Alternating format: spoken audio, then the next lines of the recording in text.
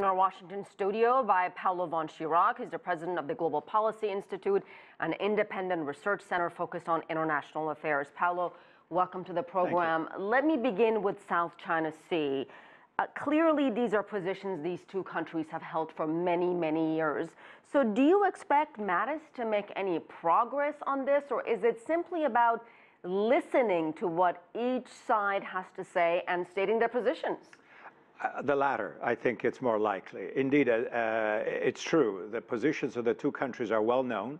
China believes and has said so and stated and acted as if it has full sovereignty over the various islands and rocks in the South China Sea.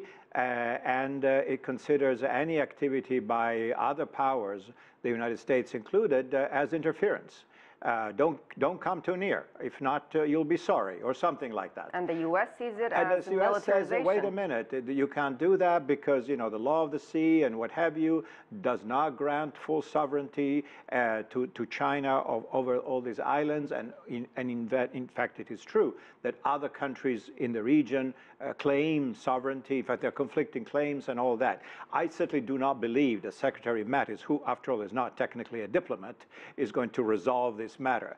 But I think maybe he can find some kind of an understanding with the Chinese military as some kind of rules of the road, not to get into trouble. That is, not to engage in any activities that either side may interpret as provocation, which may, you know, trigger accidents. That's the last thing we want in this rather complicated bilateral relationship. All right, so let's move on to an area where the two sides may actually see eye to eye now, and that's the DPRK. Yes. Do you believe that Secretary Mattis is going to hear some specific details from Beijing on the process of denuclearization by Kim Jong-un? After all, Beijing has hosted Kim Jong-un 3 times now in recent months. So will that come up, and will we have more specific details?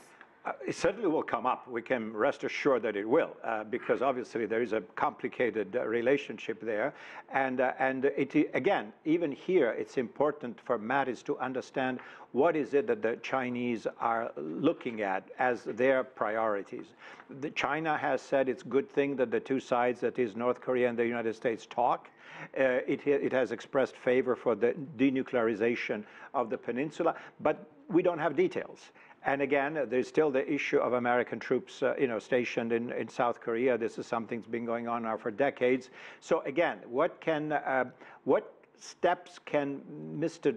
Secretary Mattis say, okay, what's going to be next? If indeed Kim Jong-un is serious about what he declared in Singapore, what can we expect in terms of tangible moves next? And China may shed some light because, as you pointed out, Kim Jong-un has been there now several times, including a few days ago. So there may be some fresh information there. All right. So what about the issue of Taiwan? The United States has signaled it wants to sell more military hardware to Taiwan. This is not sitting well with the Chinese.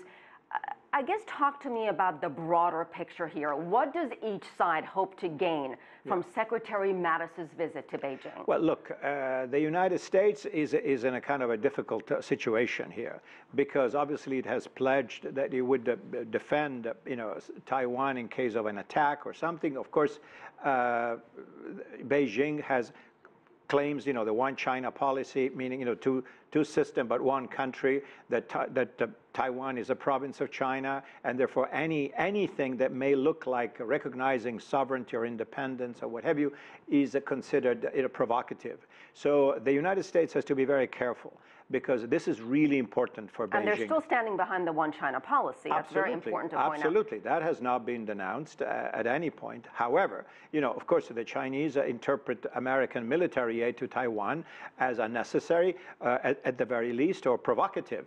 At the other extreme. So Secretary Mattis, as a military man, can say, look, you can kind of explain all this and try to convince the Chinese side that this is not a hostile intention, and that but it's extremely complicated, because if there's one issue that China cares about, is Taiwan.